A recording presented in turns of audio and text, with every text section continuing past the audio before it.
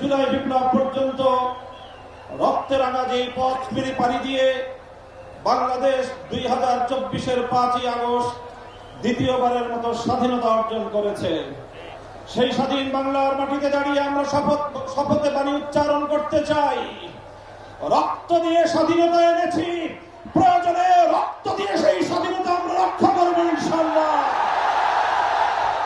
স্বাধীন বাংলার মাটিতে দাঁড়িয়ে আমরা বলতে চাই, নারী সংস্কারের নামে আল্লাহর কোরআনকে, ইসলামকে যে কটাক্ষ করা হয়েছে, ধর্মীয় উত্তরাধিকার বিধান, পারিবারিক বিধানকে নারী পুরুষের মধ্যে বৈষম্যের প্রধান কারণ বলে আখ্যায়িত করে বিতর্কিত নারী বিষয়ক কমিশন এদেশের সংখ্যাগরিষ্ঠ মানুষের ধর্মীয় অনুভূতিতে আঘাত প্রদান করেছে।